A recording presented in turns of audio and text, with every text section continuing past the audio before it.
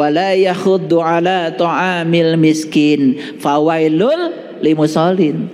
Jadi orang itu disebut celaka sholatnya ketika dia mentelantarkan yatimnya. Itu ada kaitan, yatim dengan sholat itu ada kaitan. Kalau kalian sholat tidak memberdayakan jiwamu, itu sholatnya mentelantarkan yatim. Itulah yang disebut dengan pendusta agama.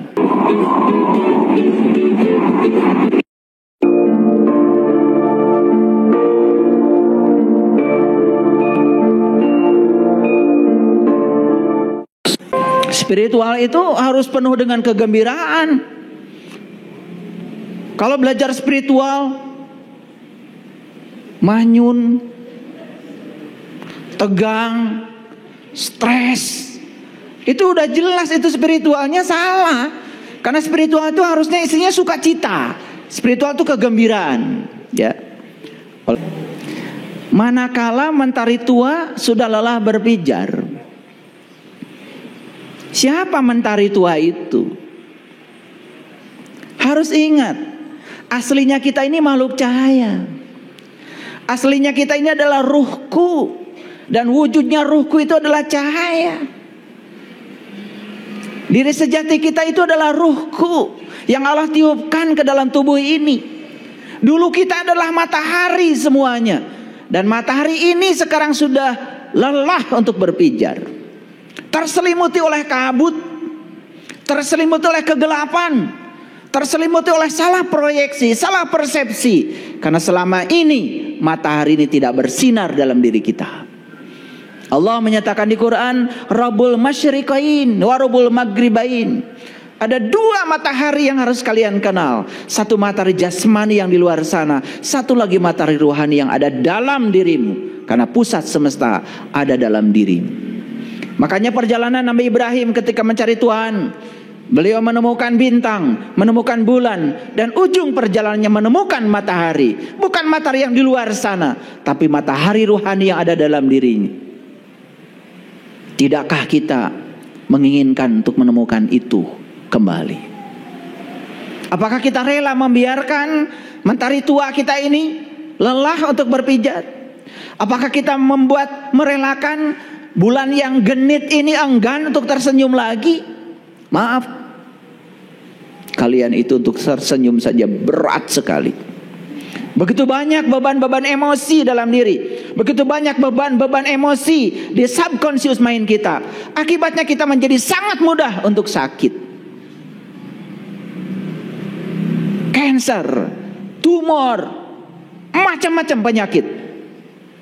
Semua akar masalahnya adalah karena kekotoran jiwa kita.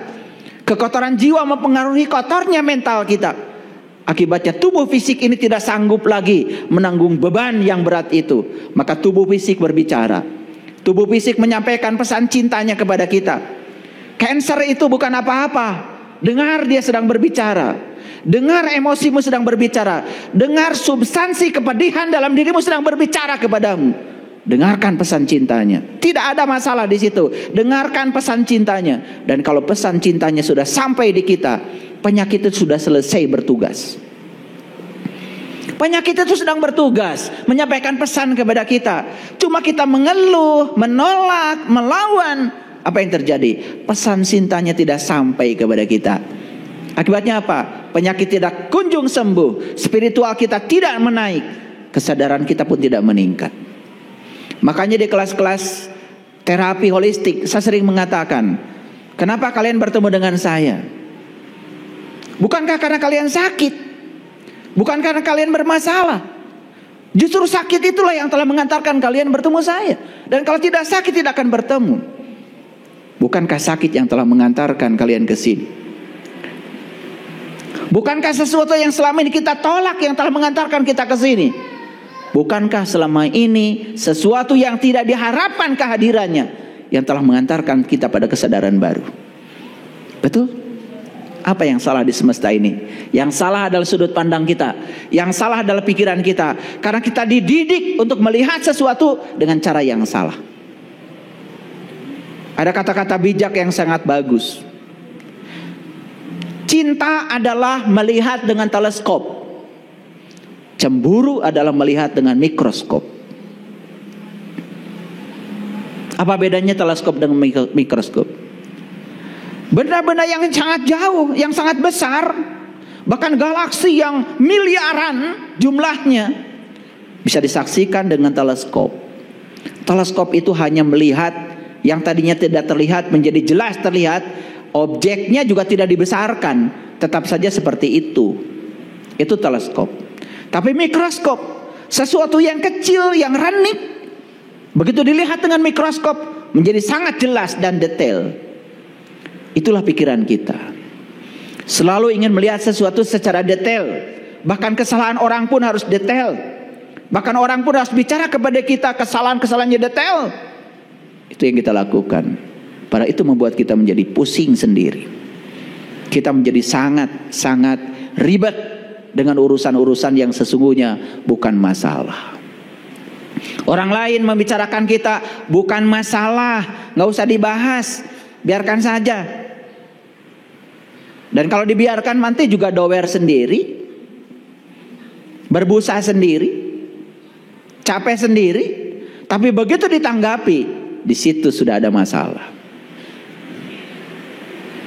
Jadi sebetulnya sudah saya jelaskan di kesempatan yang lalu. Masalah kita cuma 10%. 90% masalah besar kita adalah respon kita terhadap masalah. Itu. Jadi sadari. Yuk kita lihat sekarang. Mentari kita ini sekarang sudah tua. Sudah lelah untuk berpijar. Bulan yang genit dalam diri kita, yang dulu genit, cantik, sekarang sudah tidak ada lagi cahayanya. Udah enggan untuk tersenyum. Dulu kalian tuh lucu waktu kecil. Lucu. Bau mulutnya wangi. Berantem dengan teman, sebentar nangis, sebentar sudah sahabatan lagi. Dulu begitu. Sekarang wajahnya serem, kayak uka-uka. Kenapa? Tersenyum saja sudah berat. Dulu waktu kecil tersenyumnya masih simetri, 2 cm ke kiri, 2 cm ke kanan. Sekarang senyumnya sudah tidak simetri lagi, berat. Kenapa? Terlalu banyak beban di sini. Betul apa tidak? Hebat ya lagu ini. Berkerut-kerut, tiada berseri, tersendat-sendat, merayap dalam kegelapan. Semua merayap dalam kegelapan. Kemarin pada saat saya ngasih pencerahan yang mau dibuka mata kalbu, saya tanya, kalian punya sayap tidak? Tidak. Burung punya sayap tidak? Punya. Begitu saya tunjukkan Quran surat Al-Imran, ternyata manusia punya sayap. Loh, kaget. Ternyata kami punya sayap ya? Punya. Cuman karena sudah kelamaan berjalan merangkak, akibatnya sayap pun terlupakan. Harusnya jalan kita tuh gak merangkak lagi. Cari duit merangkak, cari ilmu merangkak, ibadah merangkak, semuanya merangkak. Karena kita berjalan dalam kegelapan. Lilin kita belum menyala. Boro-boro menyalakan lilin tetangga. Diri kita pun masih kegelapan. Maka semua yang berjalan dalam kegelapan pasti merangkak. Wajah-wajah merangkak. Mengerikan. Makanya lambat jadinya. Saya pergi ke Surabaya naik pesawat. 1 jam 20 menit sudah tiba di Surabaya dari Bandung. Kalau saya naik mobil berjam-jam, banyak sekali hambatan, belum macet, betul? Karena tidak menggunakan sayap. Saya ingin mengasih tahu sama kalian semua, kalian tuh punya sayap. Bahkan bisa terbang dari alam jasmani, menembus sempadan langit, memasuki alam ruhani. Itu dikatakan dalam Quran surat Ar-Rahman. Cuman sayapmu selama ini gak pernah dipakai. Pernah dengar Nabi Muhammad Isra Mi'raj pakai buruk? Pernah dengar? Selewat. Gak pernah mikir. Buruk itu kan lambang dari sayap. Leluhur kita di Nusantara juga sama, udah melakukan hal yang sama, pakai burung Garuda. Leluhur kami di Tanah Parahyangan sudah terbang juga pakai manuk dadali. Makanya begitu terbang pakai manuk dadali, Mesat ngapung luhur jauh di awang-awang. Apa yang disaksikan? Bubui bulan sang rai bentang panon poe di sasate. Jadi leluhur kita sudah mengajarkan spiritual keren sekali sebetulnya. Cuman kita mengabaikannya. Hafal lagu Bubui Bulan? Hafal. Tahu artinya? Enggak. Gitu aja. Kayak robot kita itu. Padahal itu maknanya luar biasa. Saya yakin itu lagu digubah oleh seseorang yang sudah tinggi spiritualnya. Karena saya jelaskan itu lagu Bubui Bulan persis seperti cerita perjalanan Rasulullah ketika beliau Mi'raj yang diabadikan di Quran surat An-Najm. Jadi panon poe di sasate itu sudah ada di Quran surat An-Najm. Cuman bahasanya kamu ketika sedang menyaksikan wajahnya tidak bisa berpaling dan tidak bisa melampaui. Hanya menyaksikan dia saja apa adanya. Itu di Quran surat An-Najm itu bahasanya begitu. Luar biasa. Makanya saya bersyukur waktu anak saya yang ketiga lahir, itu saya diberi anugerah yang luar biasa. Saya tiba-tiba memahami Quran surat An-Najm satu surat. Blok gitu. Sampai manas dingin saya, menggigil. Itu pas anak saya yang ketiga lahir. Makanya begitu dia lahir saya beri nama Ainun Najma Putri. Ain itu adalah mata, Nun itu adalah nur, Najma itu adalah bintang, Putri karena awewe. Itu doa saya sama anak saya. Dan ternyata doa itu mujarab, ya. Anaknya jadi pintar. Bahkan ketika lulus SD, saya tanyakan hadiahnya mau apa, karena dia juara semuanya. Hadiahnya minta dibimbing untuk bertemu jati diri. Itu anak baru lulus SD minta dibimbing bertemu jati diri, coba.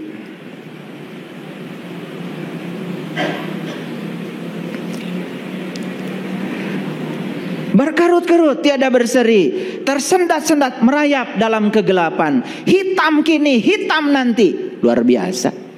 Apa mau membiarkan diri kita hitam kini, hitam nanti? Sedangkan Quran mengatakan waman kana fi hadhi a'ma wa huwa fil akhirati a'ma wa adallu sabila. Siapa yang hitam kini, maka hitam nanti. Siapa yang gelap kini, gelap nanti. Siapa yang buta kini, buta nanti. Itu Quran. Maka tidak mau mengobati kebutaan mata kalbu kita hari ini? Apa tidak mau menghadirkan cahaya matahari rohani dalam diri kita, menyalakan lilin yang gelap sekarang ini, sekarang di sini saat ini, mumpung masih hidup. Besok itu tidak ada. Gak percaya sama saya, naik angkot, ada tulisan hari ini bayar, besok gratis. Bayar kan hari ini, besok naik lagi, bayar. Tuh besok tuh tidak ada. Buktinya tetap bayar kan. Lusa bayar, bayar lagi. Karena gratisnya besok. Jadi yang ada tuh hari ini, di sini, dan kita mengabaikan hari ini. Tuh, maaf, kita sekarang merayap, tersendat-sendat, banyak hambatan. Karena apa? Sayap yang Allah berikan pada kita sampai hari ini belum digunakan untuk terbang. Belum digunakan untuk menuju Sidrah Al-Muntaha. Kesadaran kita masih di situ-situ saja. Selama ini kita lebih banyak jadi robot, hanya menjalankan ritual tertentu seperti robot, hanya menjalankan rutinitas. Tidak ada kepuasan di situ. Tapi ada kata-kata yang sangat bagus di lirik lagu ini. Gelap kini, akankah berganti? Itu pertanyaan. Mau ganti enggak? Mau? Ayo. Hanya orang bodoh yang masih mau tinggal di situ. Orang udah pasang listrik, ini masih gelap-gelapan terus. Subhanallah. Makanya lagu ini keren sekali. Ya, kalau sudah jadi lilin, sanggupkah kau mengganti? Sanggupkah kau memberi seberkas cahaya? Karena seberkas cahaya itulah yang dapat meniadakan kegelapan. Kegelapan tidak bisa dikutuk, kegelapan tidak bisa diperangi. Satu-satunya cara untuk membebaskan kegelapan adalah menghadirkan cahaya. Ketika ruangan kita gelap, marah-marah tidak akan menghilangkan kegelapan. Mengutuk kegelapan juga tidak akan bisa meniadakannya. Hanya satu cara, hadirkan cahaya. Ketika anak kita salah, gelap. Kita kutuk anak kita salahkan dia, dipukuli, tambah gelap. Itu cara menangani kegelapan yang keliru. Karena selama ini kita lawan. Harusnya hadirkan cahaya, hadirkan cinta. Lihat dirimu, anakmu seperti itu karena potret dirimu sendiri. Sadar olehmu, tubuh anakmu adalah tubuhmu. Satu sel dari ayah, satu sel dari ibu. Jadi tubuh anak pun adalah tubuhmu, bagian dari dirimu. Terus jiwanya, jiwa jujur tidak akan jauh dari dirimu. Frekuensinya akan sama. Ingat dulu ketika menikah seperti apa emosimu. Ketika melakukan hubungan seperti apa kondisi emosimu. Dan itu akan mewujud menjadi kondisi emosi anakmu. Lucu ketika anak menentang kita, kemudian kita memarahi anak. Padahal itu potret kita. Kita tidak pernah mau jujur di situ. Terlalu luas kalau saya bicarakan ini. Karena ini adalah pengetahuan yang sangat luar biasa, yang harus diketahui banyak orang. Sanggupkah kau berpijar? Sanggupkah kau menyengat seisi dunia? Syukur-syukur bisa menyengat seisi dunia, sehingga seisi dunia terperanjat oleh cahaya yang sudah bersinar dalam dirimu.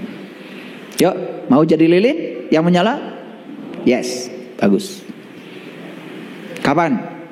Nyalakan sekarang, gak usah besok. Mulai sekarang, jangan melawan lagi kejahatan dengan kejahatan. Lawan kejahatan dengan cinta kasih. Jangan lagi melawan kekerasan dengan kekerasan. Lawan kekerasan dengan kelembutan. Selama ini kita terus berduel, tidak berduet. Selama ini kita terus bertanding, tidak bersanding. Lelah, capek. Betul? Maaf ya.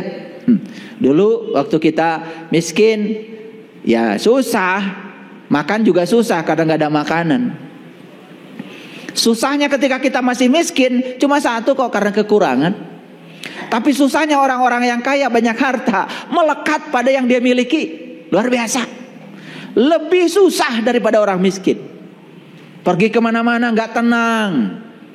Betul? Udah ngunci rumah balik lagi, udah dikunci belum? Iya, karena ketakutan. Di rumah terlalu banyak yang harus dijaga.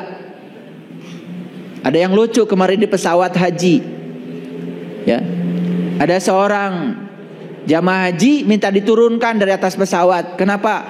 Karena ayamnya katanya belum dikasih makan. Luar biasa. Mau haji masih ingat ayam.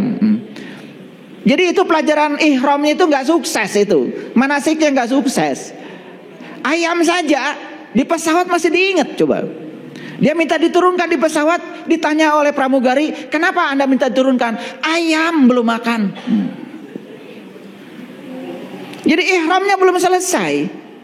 Karena kita ihram itu cuma pakai kain saja, upacara saja. Ihram yang sebenarnya itu lepaskan semua jahitan-jahitan, lepaskan semua ikatan-ikatan pada yang selain Tuhan. Kapanpun, dimanapun, tidak usah menunggu daftar haji.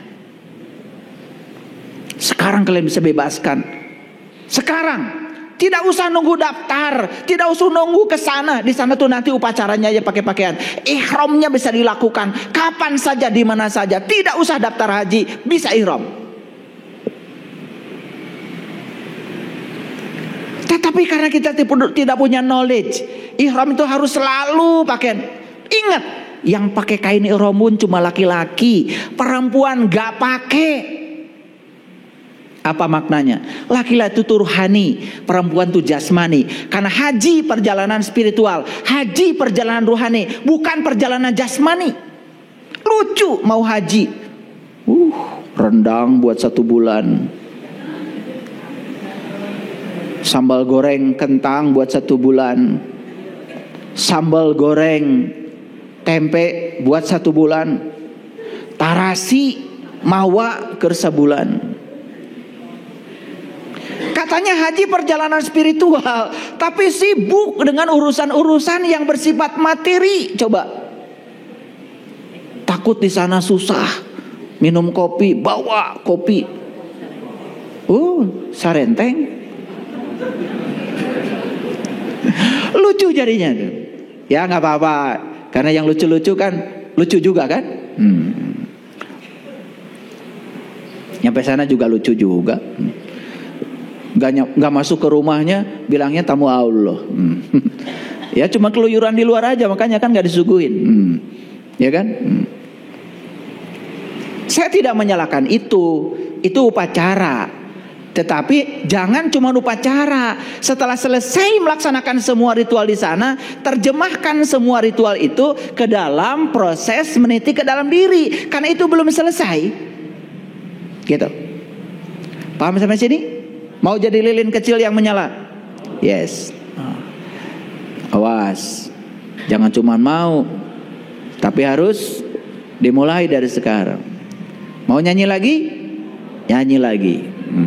Hari ini banyak nyanyi, bergembira. Biar wajah-wajah yang susah tersenyum ini mulai tersenyum. Ya, ini itu kan udah bercahaya tuh.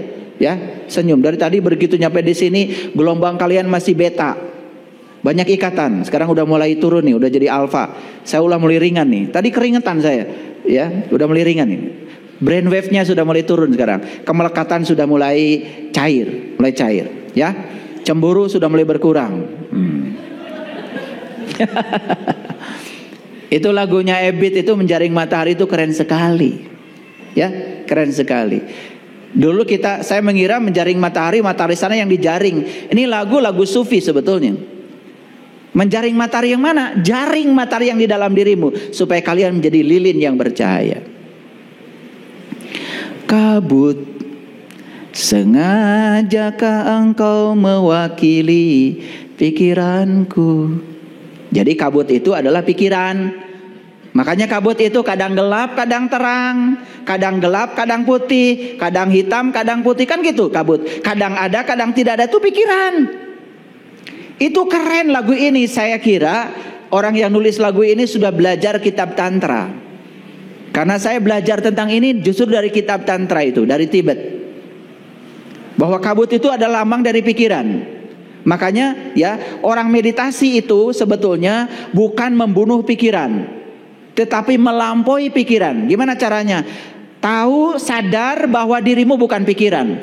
Tahu sadar kalau dirimu bukan tubuh. Dirimu adalah pengamat bagi pikiran.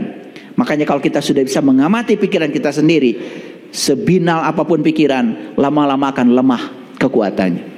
Makanya orang yang sudah bisa mengendalikan pikiran, hidup dengan kesadaran, sudah sampai di puncaknya kesadaran, namanya Sidra Al-Muntaha, hidupnya penuh dengan berkah dan kegembiraan. Apapun yang terjadi, gak masalah.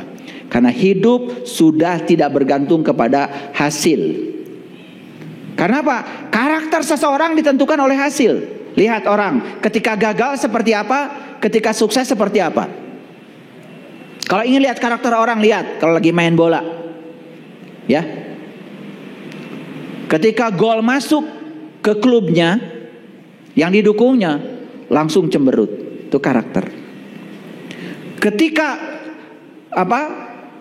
bisa menggolkan ke lawan yang tidak didukungnya, sorak-sorai, sampai TV pun dilempari asbak, saking senengnya. Jadi nggak nonton lagi. Ya kan? Nah, itu adalah karakter yang masih berubah dengan hasil. Saya yakin ya, kita selamanya hidup dalam dimensi itu. Karakter kita sangat mudah berubah dengan yang diinginkan, dengan yang tidak diinginkan. Orang yang sudah stabil karakternya, itu sudah jadi langit biru.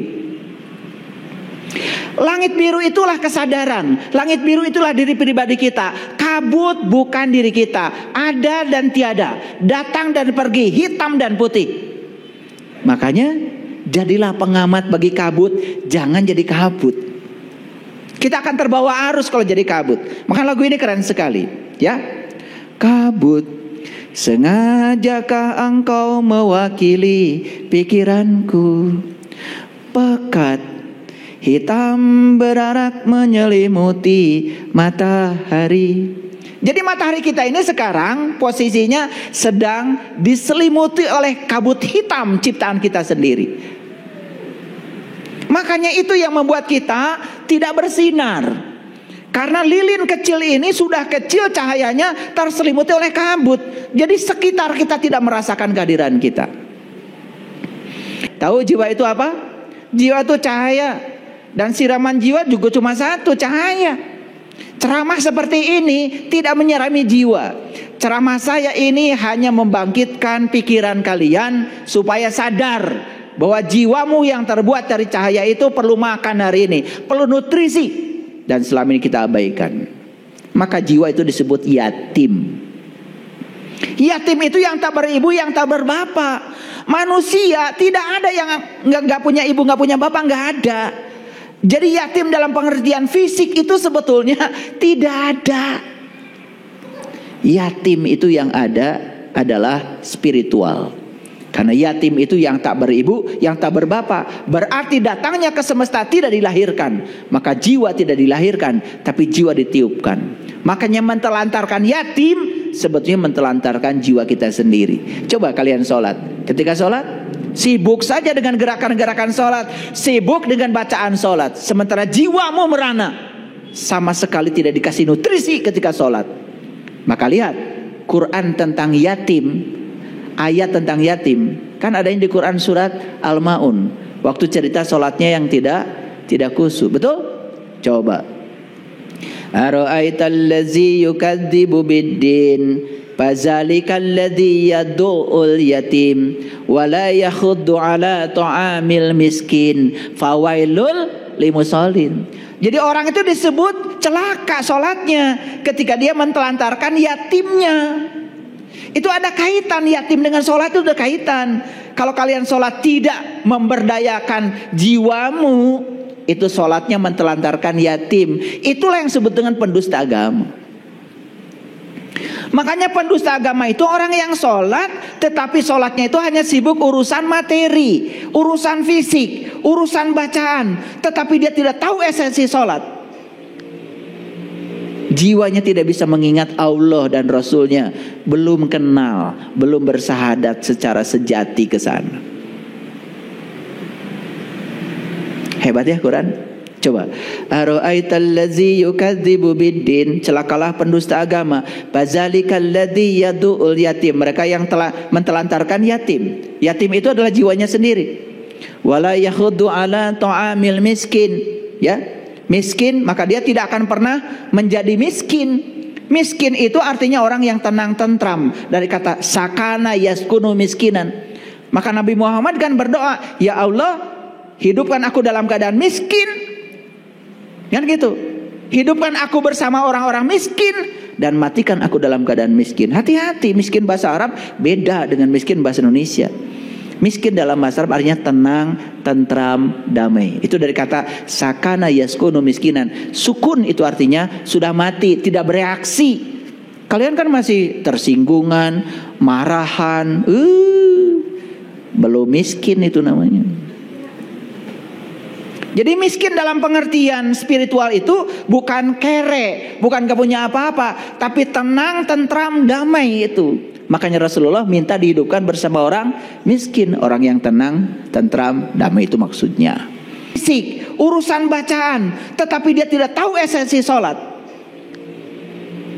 Jiwanya tidak bisa mengingat Allah dan Rasulnya, belum kenal, belum bersahadat secara sejati ke sana.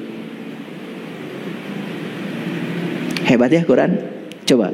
Ara'aital ladzi yukadzibu biddin, celakalah pendusta agama. Fazalikal ladzi yad'ul yatim, mereka yang telah mentelantarkan yatim. Yatim itu adalah jiwanya sendiri. Wala yakhuddu ala ta'amil miskin, ya. Miskin, maka dia tidak akan pernah menjadi miskin. Miskin itu artinya orang yang tenang tentram, dari kata sakana yaskunu miskinan. Maka Nabi Muhammad kan berdoa, ya Allah, hidupkan aku dalam keadaan miskin. Kan gitu. Hidupkan aku bersama orang-orang miskin dan matikan aku dalam keadaan miskin. Hati-hati, miskin bahasa Arab beda dengan miskin bahasa Indonesia. Miskin dalam bahasa Arab artinya tenang, tentram, damai. Itu dari kata sakana yaskunu miskinan. Sukun itu artinya sudah mati, tidak bereaksi. Kalian kan masih tersinggungan, marahan, belum miskin itu namanya. Jadi miskin dalam pengertian spiritual itu bukan kere, bukan gak punya apa-apa, tapi tenang, tentram, damai itu. Makanya Rasulullah minta dihidupkan bersama orang miskin, orang yang tenang, tentram, damai itu maksudnya.